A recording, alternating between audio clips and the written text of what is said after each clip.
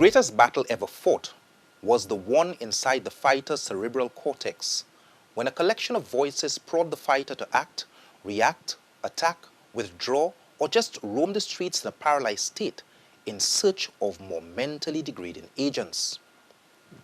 Imagine the ordeal a family endures when faced with two psychologically unstable children. The daily challenges, the stigma and shame, the final acceptance, and the golden hope. Tonight, we lobotomize a decaying brain from childhood to a life of volatility to fully comprehend bedlam in the cerebral cortex.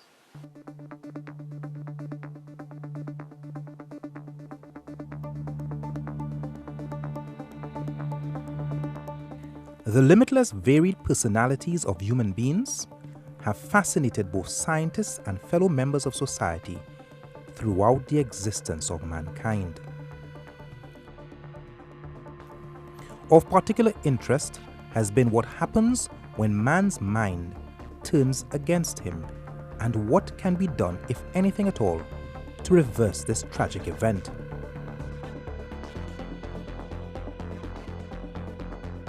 Attempts to treat mental illness dates back to as early as 500 BC.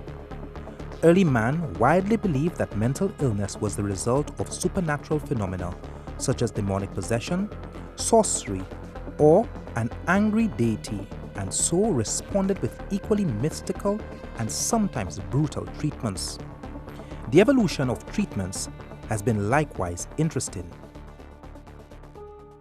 Trephining first occurred in Neolithic times. During this procedure, a hole was chipped into the skull using crude stone instruments. It was believed that through this opening, the evil spirit thought to be inhabiting one's head and causing their psychopathology would be released, and the individual would be cured. Custody and care of the mentally ill were generally left to the individual's family, although some outside intervention occurred. The first mental hospital was established in 1792 in Baghdad. Due to the shame and stigma attached to mental illness, many hid their mentally ill family members in cellars, caged them in pig pens, or put them under control of servants. Others were abandoned by their families and left to a life of begging and vagrancy.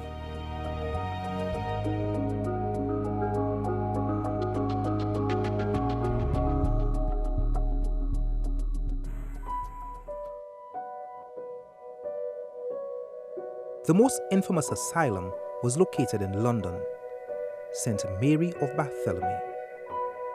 This monastery turned asylum began admitting the mentally ill in 1547.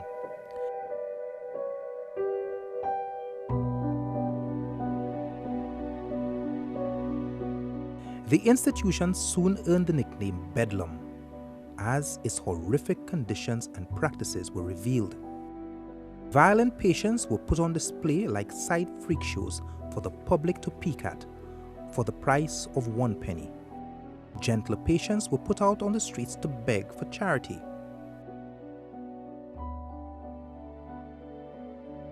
Finally, in 1938, Italian physicians Ugo Saletti and Lucio Bini administered the first shock therapy using electricity to a schizophrenic patient and received successful results.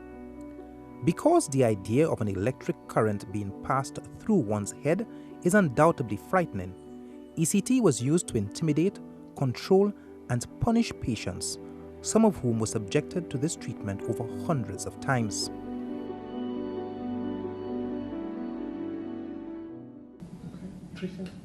When electroconvulsive therapy was not effective, patients were sometimes forced to undergo psychosurgery, an exercise that was developed and widely practiced in the 1930s to 50s.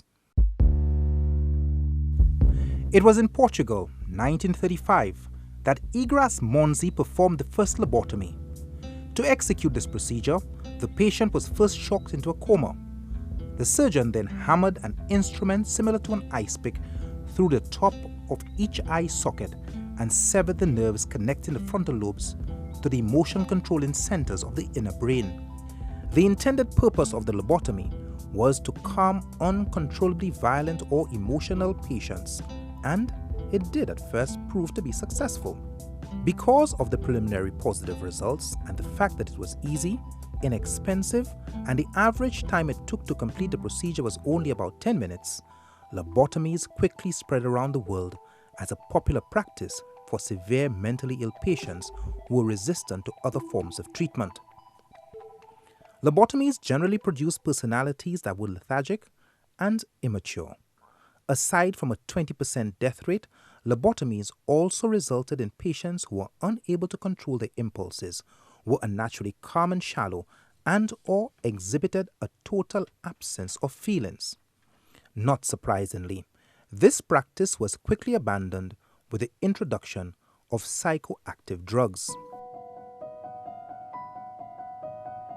The introduction of psychopharmacology is arguably one of the most significant and successful contributions to mental illness treatment. There are more than 200 classified forms of mental illness. Clinical depression, bipolar disorder, dementia, schizophrenia, and anxiety disorders are the most common. Symptoms include depression, anxiety, irritability, suspiciousness, blunt, flat or inappropriate emotion, change in appetite, preposterous ideology, unusual perceptual experiences, delusion, and hallucinations. Teresa Mangal has 8 offsprings, 2 of whom have serious mental disorders. Born in 1963, her first son, Hamlet Mangal, displayed above-average intelligence and, by age 15, he graduated from St Mary's College.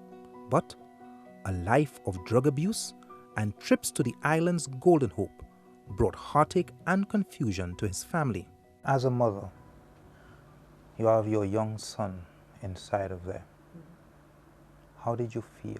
Sometimes when if they have him locked up in a cell, I would have to go inside, and this place, I can tell you, it's no place. You wouldn't want to go there if you knew what cleanliness and hygiene was about. The place it was filthy. In that place, you would see this one come in and ask, give me $1, give me a piece of food, give me some, give me this, that, and the other. You would feel, I just can't even explain it. That was sealed off, so the patients couldn't come inside of here unless they were admitted in by the nurses. Like you could come and see them there.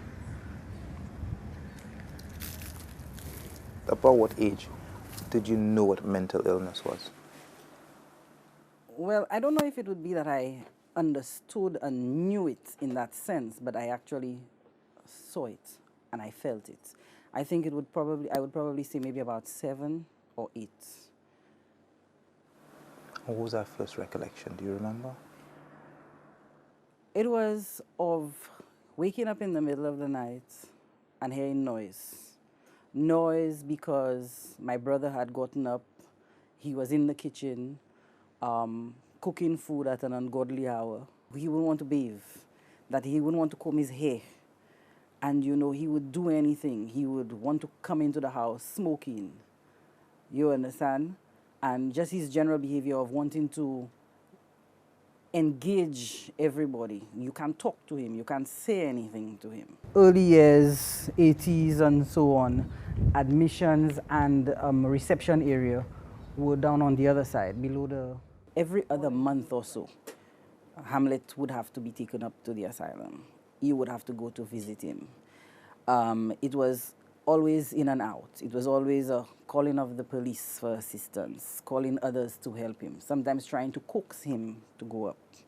But it was something that became almost like a part of our lives. You inject them, and then in 2 seconds, they're down. He would leave the house. You probably wouldn't see him for days. Probably he's in the ghetto somewhere, taking his drugs. He would not want to bathe. He would be dirty. This area up there is where the cells were. On any given time, at any given time when they were behaving badly and they couldn't be in what I would call general population, they would put them in the cell.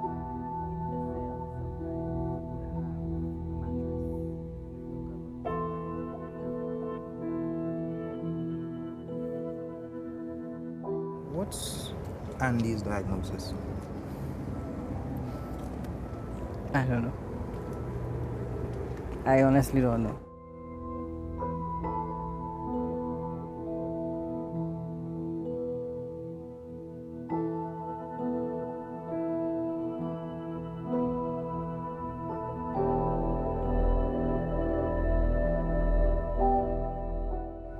So you would come in here and you go through these doors to access the private ward.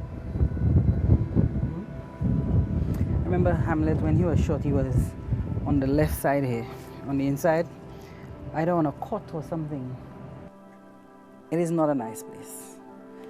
It was not a place that I felt that was fit for human beings. I mean, up to a day like today, talking to you, I can still take the smell of this place. You walk into the asylum and you ask to visit. There's a waiting area that sometimes they allow them to come in to sit with you. Other times, if they're in a cell, you are allowed to walk through the grounds to go across to the cell. The smell of the place, the patients, you know, wandering around you because you can't speak to or see somebody in private.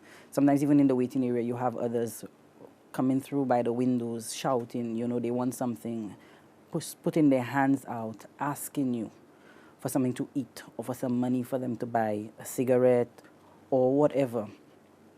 It was heartbreaking because you see that and you think of you at home.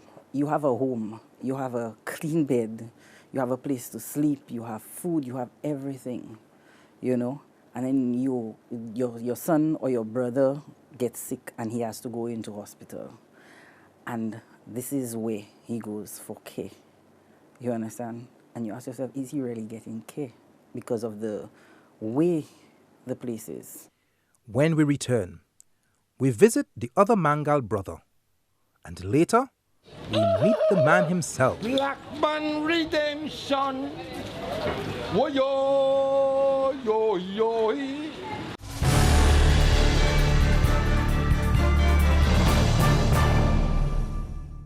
70% of all health decisions are influenced by lab results. Delivery of accurate, reliable, and timely results has been our mandate for over 20 years.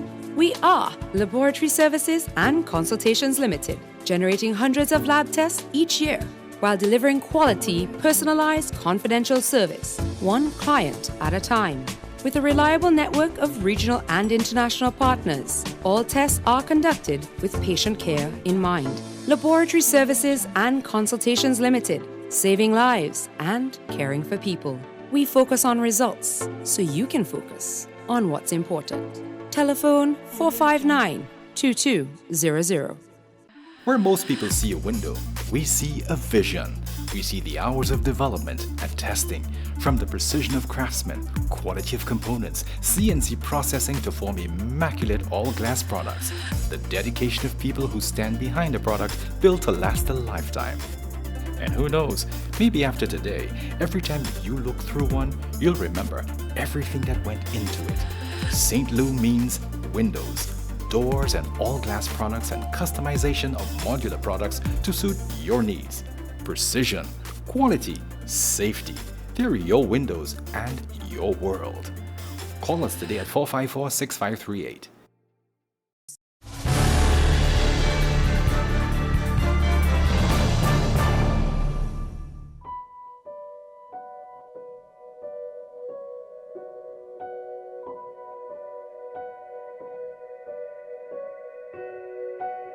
Mental illness affects 1 in 4 adults and 1 in 5 children.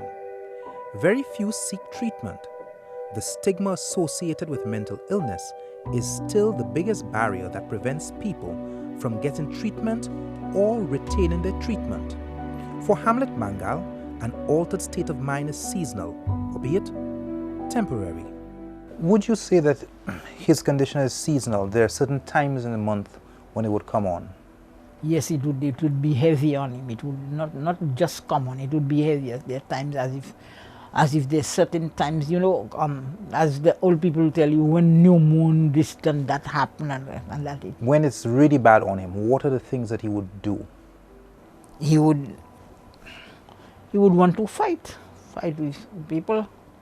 The people at home. He doesn't fight. I don't remember him fighting with anybody outside, you know. From home he wanted to fight.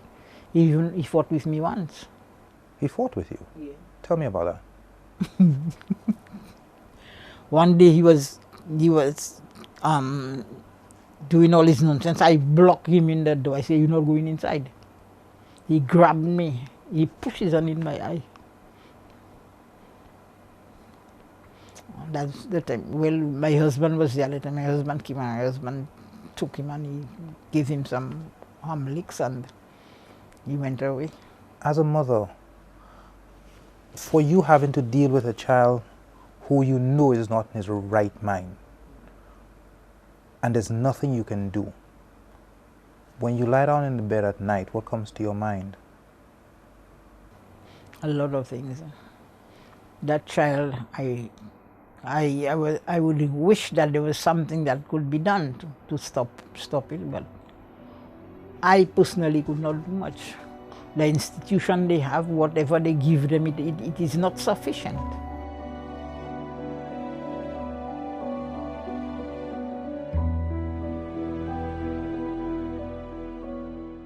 The whole city knows that your brother, according to you, has a check. The thing is on him. How do your friends look at you? How do your neighbors look at you? I've had occasion as going to school, walking to the convent at the time, where persons in the Fuasho area would have walked behind me and who would have, instead of calling me Mangal, would have said Mad Gal, and who would constantly try to provoke you. And what they give you? Atin. Imagine the dilemma a family faces. They're not giving you that? Okay. A mentally disturbed child who is off their meds, off their rockers, acting up, the looming threat of aggression and violence. They live just 14 centimeters away from the island's primary hospital, yet there is no medical intervention team to assist. So, the only option is to call the guys in camouflage, carrying firepower and no medication. All the while, they are cognizant that many people who call the police for assistance have to carry their loved ones off in a body bag. The risk and fear are exacerbated when the deranged offspring breaks out of the mental facility. Hamlet was shot by the police. Yes. Tell me everything about that incident. He was at Golden Hope and he ran away. He ran away to town. When I got the message, I was home. My husband was home, so he took the bus, the first bus at Bliss. He went to town. He said he would look around for him. Hamlet came in and he sat on the seat between the driver and there's a folded seat between the driver and the other seat on the opposite side. Hamlet sat on the seat and he had his leg up on the folded seat. Then he told me he saw a man just come in and the man started shouting behind him, get out of the vehicle. He did not say anything because he saw that the man was trying to get Hamlet out. He would have been happy for Hamlet to move from there, for him to drive up, take him back to the hospital. But Hamlet refused to jump and to move. Hamlet said, I'm in my father's vehicle. Why are you telling me move from my father's vehicle? The fella shouted, get out, I tell you, can't have, get out. My husband he still didn't realize what was going on. He never realized the man would have shot. It was Herman Gale Francis. He came and he rested on the engine mound, you know where the engine is, and he rested the gun on Hamlet's leg. and he shot him. So while on the way going to the hospital, I asked a man Gil, while I was going to Bullhope, I told him, why you shoot the fella? You didn't know the man was sick, you just shoot the man so? He told me, honestly, I can't remember the exact words, but as if he's sorry he did it, but he never proved that he's sorry in any other way to say I'm sorry or whatever, I made a mistake or whatever.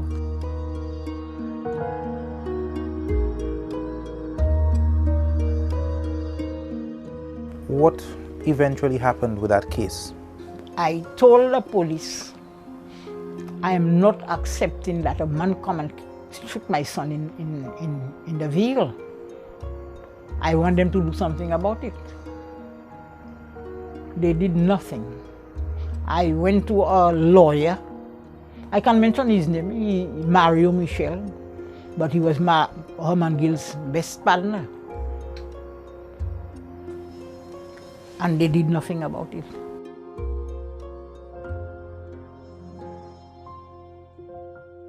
43-year-old Horace Andrew Mangal is the last of 7 sons. He too has been diagnosed with acute dementia.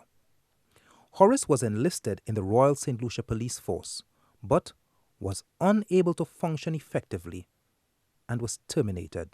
Eventually, he would make it to this all-too-familiar place of concrete walls and prison bars, badged as a wellness center. In Horace's case, how was he different in terms of behavior? How was he different to Hamlet? The difference was he was always more stubborn. When you speak to him, you tell him, don't do that, he will tell you why I must not stop, why must I do it. Even up to now, you know, he's that man who is me.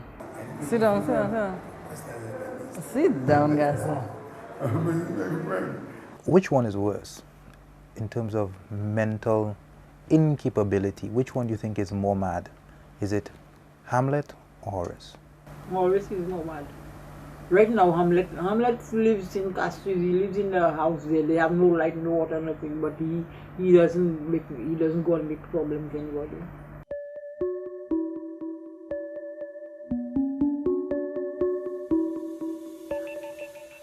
There's a history of mental illness. There have been 1 or 2 persons in the family who have had nervous breakdowns and so on. But I think that is exacerbated by drug use. Who give you that nice shirt, guys? Henry? In your case, do you think with your boys it was drugs or was it from their genes? Was it hereditary? Honestly, I think it could be their genes, but I think it's maybe drugs that compounded it.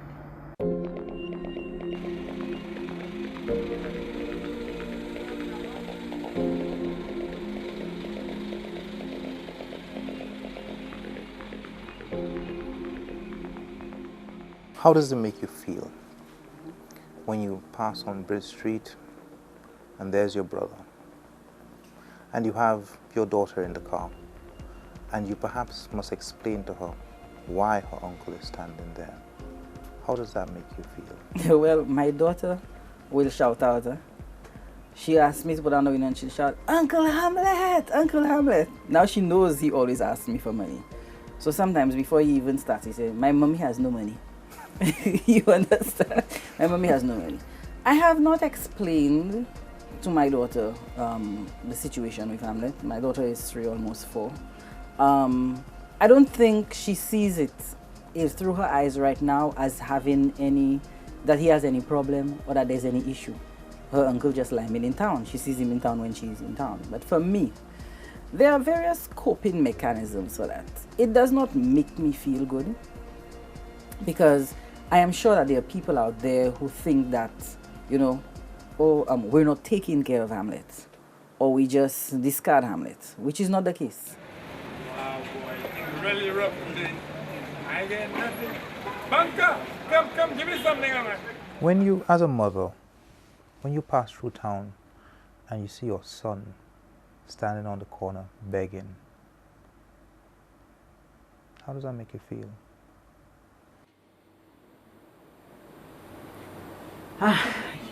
it makes me wonder how can I have a child who is finding himself in that condition. I feel, is it something I did wrong if I didn't do things I had to do? I neglected.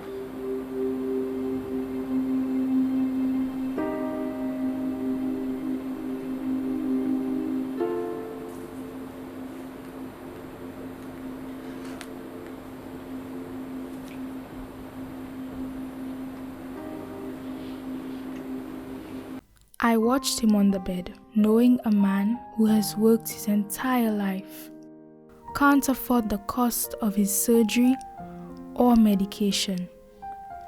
Mom and I must sell barbecue tickets to help save his life. For less than $4 a day, the cost of a packet of gum, my dad could have been airlifted to get treatment. Some adults can be so insensitive with their lack of foresight. Now, Mom and I either have to watch him wither away or sell a whole lot more barbecue. Why? Because one person didn't care enough to plan. GTM Medical Insurance. Less than $4 a day for the greatest peace of mind anyone could ask for. Call us today, 458-6300.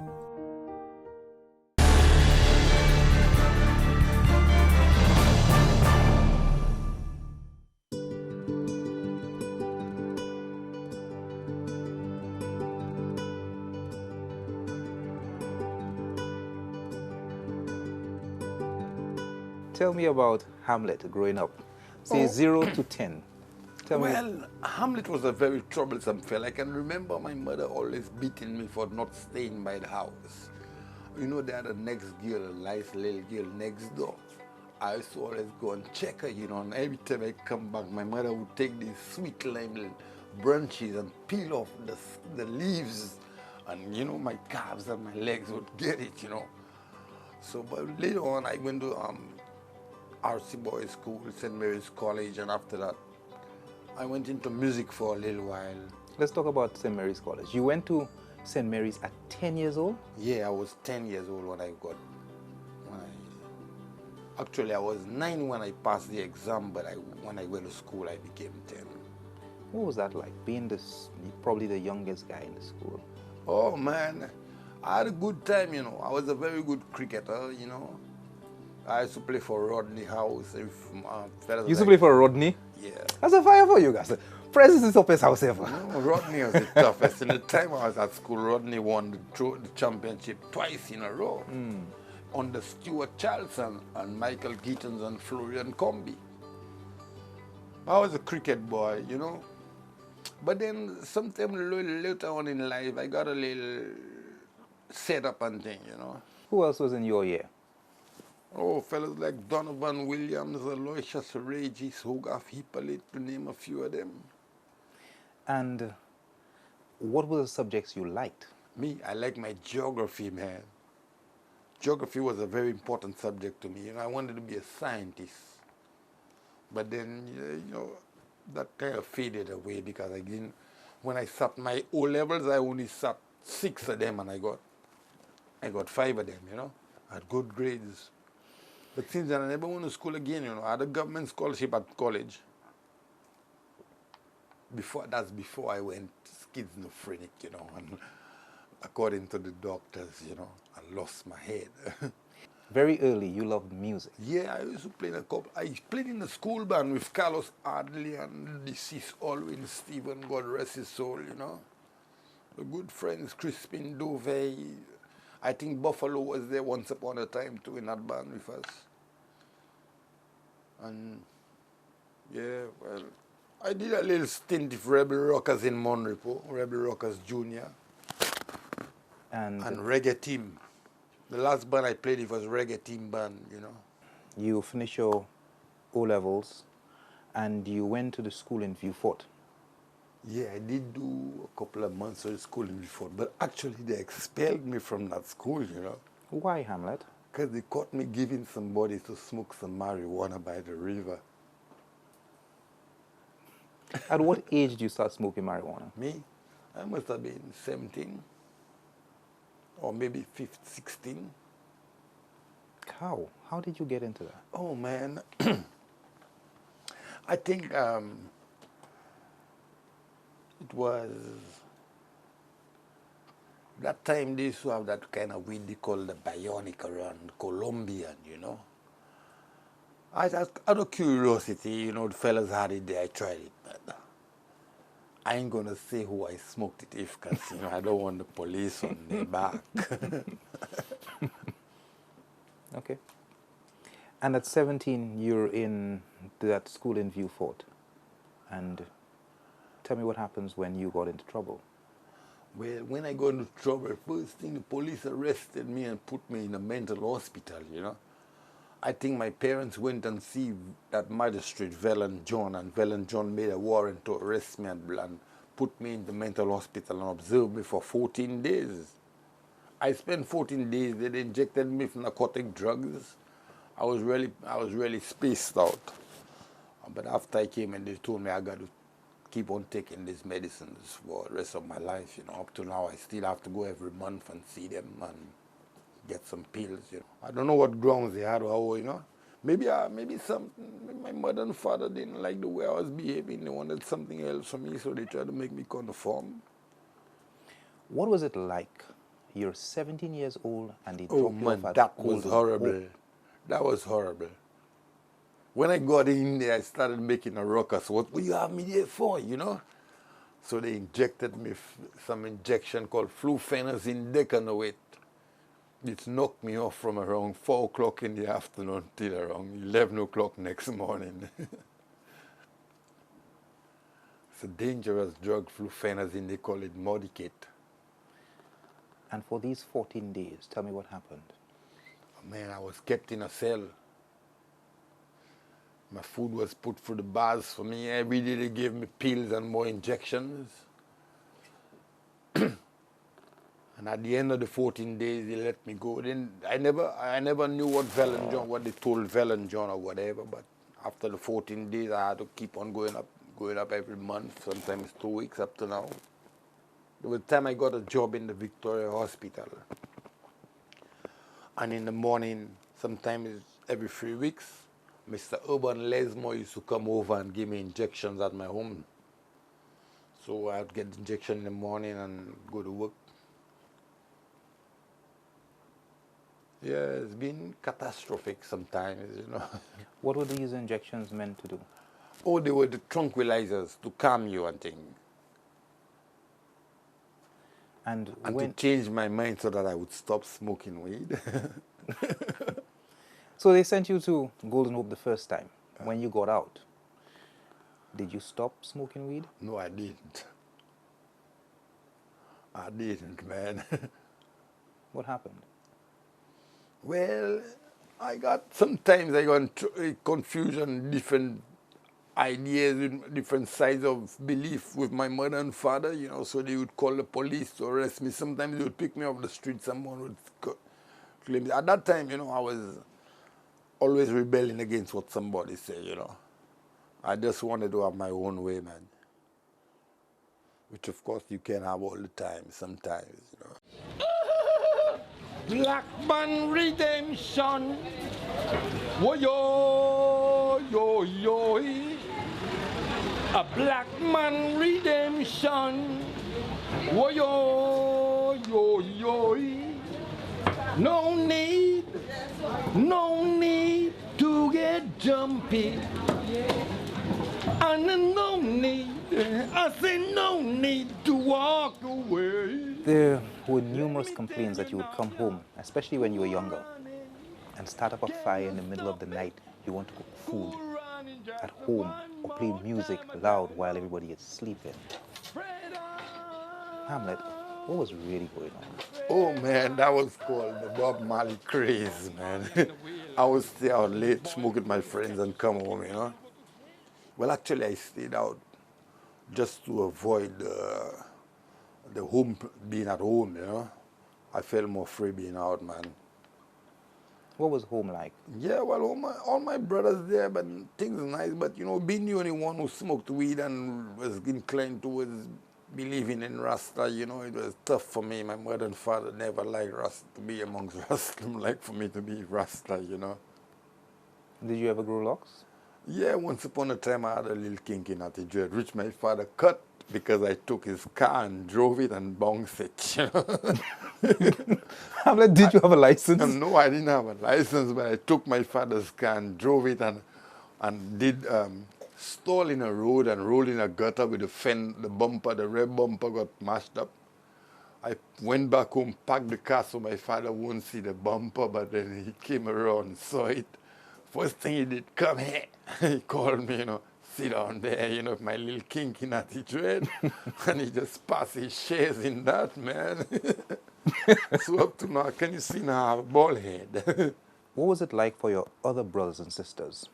Oh, I don't having know, to deal with you? Oh, well, some of them put up with me nicely. Some of them were nice for me. Some of them were sometimes nice and sometimes bad. But I got through it, man. I like my brothers and sisters. Not like, I love them. What about the treatment from the nurses and the doctors in there? Well, sometimes, you know, I resisted taking the pills and they gave me injections, but some of the nurses were nice. There were some rough nurses too, you know. I wouldn't mention their names, I don't want to get, you know, stuck upon that, but there were some nurses who actually, if the patients behave bad, they would lock them up and sometimes even call the Mongoose Gang, which was a gang of fellas that they had in there especially to hold fellas when they want to give them injections, and them fellas would beat you and cuff you and kick you, you know.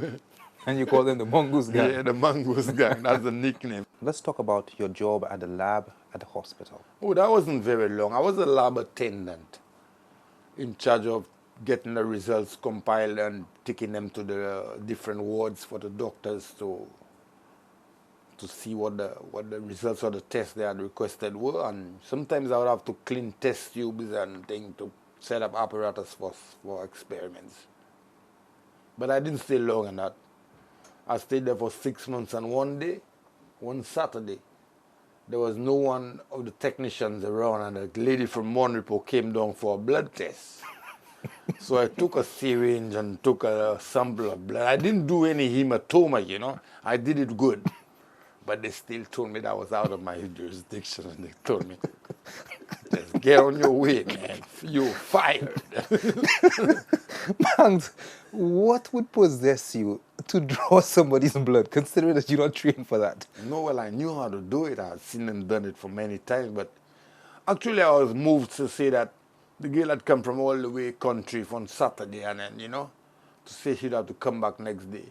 So I just decided I would draw the blood, put it there, they would do the test on Monday, and by next week she would get the results. But that seemed to have been a wrong thought.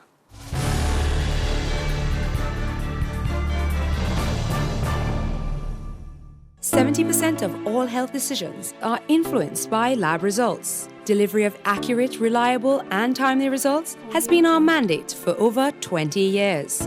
We are Laboratory Services and Consultations Limited, generating hundreds of lab tests each year while delivering quality, personalized, confidential service, one client at a time. With a reliable network of regional and international partners, all tests are conducted with patient care in mind. Laboratory Services and Consultations Limited, saving lives and caring for people.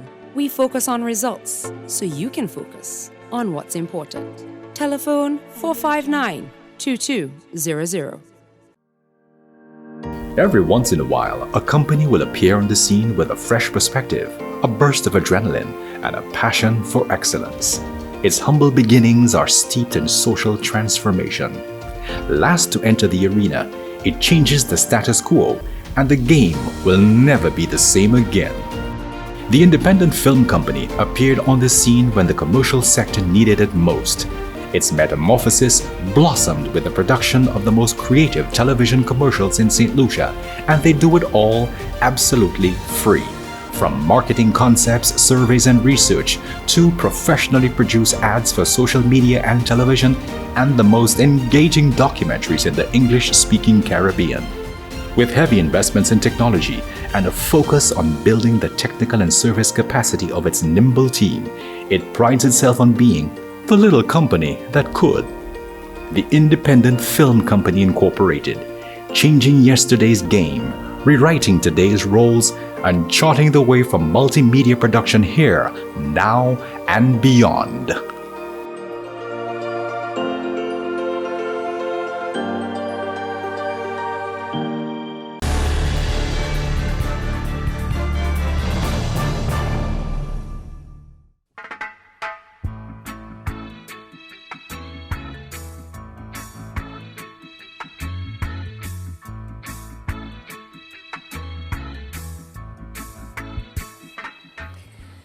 Let's talk about love. Love? What do you mean by love? Well, you were in love once upon a time. Oh yeah, man, I had the most beautiful woman in the whole wide world. I still dream about her, think about her every day. I know I messed it up. I'll never get her back. She's married now, but you know, I can't stop reminiscing about the good times, man. How did you meet her? Oh, we were schoolmates, we were school students, but I didn't meet her. I was hospitalized once for my eyes. I had inflammation of the optic nerve, and I was blind in one eye. So I went to the hospital, the eye ward. Her brother was there, Terry. And then I said to her brother, I'd like to see her. So I spoke to the nurse. I told the nurse, put me in a little room by myself, you know. And I had a New Testament in my hand. I hid the New Testament in my hand, hide it under the covers. And then when she came in the room, I started talking to her. We fell in love, you know. We broke up, and then we fell back in love again, and then we broke up again. How did you treat her? Oh, sometimes I treated her like a queen, but you know, sometimes I fell short sometimes, you see, you know, because, you know, women so strange, man. Sometimes what you think they don't like is what they like, and what you think they like is what they don't like. How was I to know certain things? But, you know, I miss her, man. I mean, you would miss a nice girl, first love, first cut is the deepest. Like, you know, you got a nice girl. Yeah, I mean, if she leaves you, you're going to probably get 10 gope well.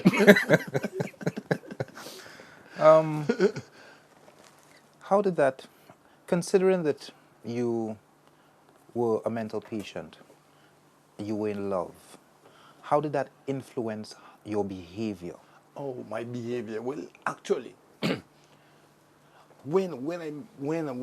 sometimes when I would have my relapses, as they would call them, you know, I would be taken to the hospital.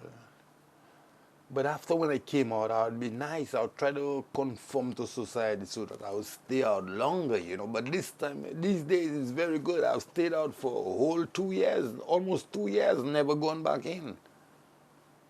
I guess maybe it's because I live on my own now. Nobody's trouble me. I don't get into conflict with nobody.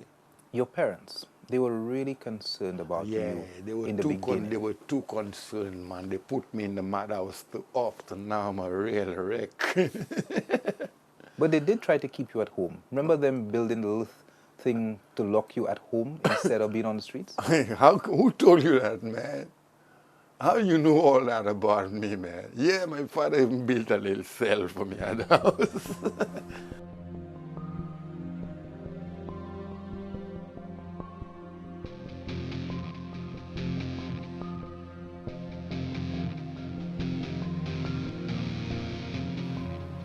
Your other brother,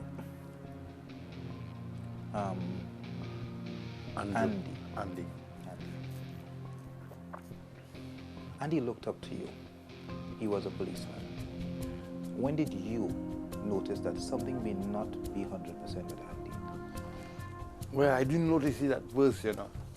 I didn't notice anything at first. It's when they put him in there, and then he started to react very strangely. You see, some people can go through the drug rehabilitation program easier than others. But I think they give Andy too many drugs, man. They give him too many pills from the madhouse. We've been there together certain times. Hamlet, how is that for you as his bigger brother? Oh my God. Well, you tell I never really took it at heart, you know, but it did hurt me a little bit. Up to now, I'm his godfather, you know. Up to now, sometimes when these attacks or when his relapse comes on him, he does strange things, but I have to say, well, it's just his mind not right for the moment. How did you feel being in the cell and your mother and your little sister having to come there to see you? Oh man, that was horrific, but it was very, very humiliating. Up to now, I still can't really get back my real incentive, my real personality in life, because having to walk down the street sometimes, you think you might have an idea, but then when you say it out there, some people say, oh, don't worry, that man, he's a madman. You know? But I've grown used to this stuff, and it doesn't bother me anymore. Have you ever escaped from the mental? Yeah, plenty times I escaped. You've escaped? Yeah, I've escaped from Gold more than 6 times, man. But you know what? I would stay out for a week, and then the cops would still come back and put me back in, and then I have to stay for a whole month inside. Yeah, I did make many jailbreaks. Tell me about that one famous time. Oh, the time when Herman Gill shot me. Yeah. I made a jailbreak, and I went and take my keys to my father's car to go to the country. I would take the car and probably go to the estate and work the land, you know. But I got in town. I never got far. My father was in town, so I stepped in his bus. Then Herman Gill came in. I didn't know he was a policeman. I never knew him before that. And he said to me, come out of the bus. So I said, no, I'm not going out, you know. Until he pulled out his gun, put it on my knee, and shot me on my knee.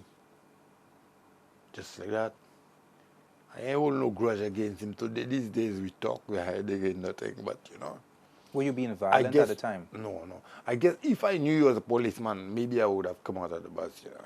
Have you ever had violent episodes? No, I'm not a violent fella, man. I don't do violence. Although sometimes I've had fights in the madhouse with patients and things. I don't like violence. Violence is not my style, man. I'm a cool love man, you dig? I ain't no mad man, I'm a love man. What do you think really caused the problem? Do you think it was because it was an inherent trait from your family? Or do you think it was exacerbated by marijuana use? Well, I don't know for the marijuana use. I never did feel myself anyway strange smoking marijuana. But I can tell you one thing. As a younger fella growing up, I always wanted my way, and I always wanted a band so I could go and sing reggae and do like Bob Marley. I wanted to be singing and shaking hands with Bob Marley, you know. The move from Golden Hope to the Wellness Center. You've been to the Wellness Center. Yeah, You've been kept I've there been as to well. the Wellness Center. What is it like? Well, the Wellness Center, a little more restrictions, but much more healthy and much more, you know, neat and clean, because the old Golden Hope was very dirty, you know. But amongst the mad doctors, Rigsby was really mad, you know. Really? Yeah. I heard he's your father's friend, Dale. That's true. If he was there now, he would point his finger at me and say, lock him up, lock him up.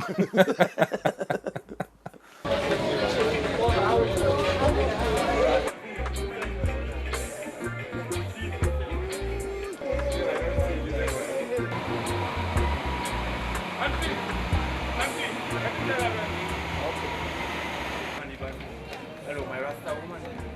Rasta, I love you more than push or love Labo, and you don't love me.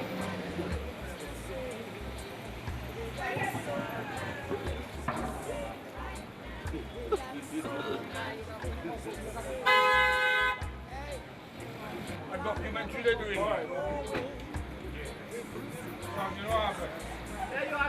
Make sure you don't spend it. Make sure you don't spend it in one place. Okay, stop. Thank you very much. Jesus will bless you. Go on, keep on going. Keep on going. Keep on going.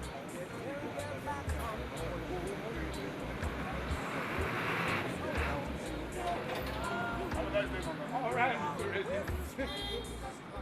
El Gogbadu Salgo.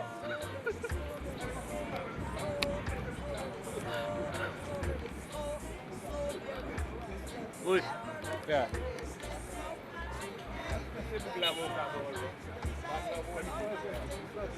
Tell me what an average day is like for you. Then the whole day I've got it free, man. I ain't got nothing on my mind, no chick, no child, no job, nothing, just nothing. But you know, sometimes I get hungry and I have to scrunch somebody a little change to buy something to eat. The people who pass you on the street every day, if they were watching this program, what are the few things you'd like them to know about you? About me? Well, that I'm a loving guy and that I don't like to take people for papi show. And then now and then, if they want to give me a little donation, I'd say, thank you, may the Lord bless you, you know. I like to leave everything to God. In closing, is there anything I forgot to ask you that you'd like to tell me about? You forgot to ask me if I still smoke marijuana. Do you still smoke marijuana? Well, it's a long time since I've done it. I think I'm going to cool out now. To the next young man who is 14, 15, who might be thinking of experimenting, considering the challenges you've gone through, what would you say to him? Oh, well, you're too young to smoke marijuana, you know. If you're 14, 15, 16, you're still too young. I guess that's something you should do when you're totally man already and you can stand the different changes that marijuana will bring to your body.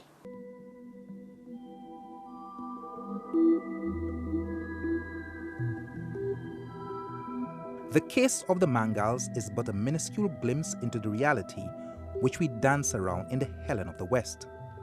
The inconvenient truth is that many families simply walk away from their loved ones who are of unsound mind, reminiscent of ancient times.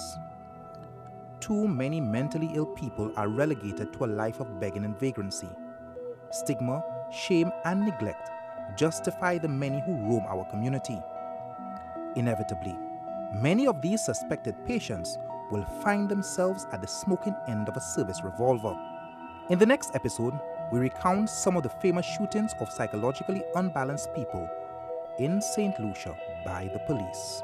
We also home in on the psychiatrically disturbed who have gone bonkers and killed civilians while in a deranged state. We also examine what, if anything, can be done to reverse this murderous tide, as we sit with the families and the shooters to have a neurologic examination in Bedlam of the Cerebral Cortex, Part 2. Could go on and on, the fool has never been told. Could go on and on, the fool has never been told. Could go on and on, the fool has never been told. Could go on and on, the fool has never been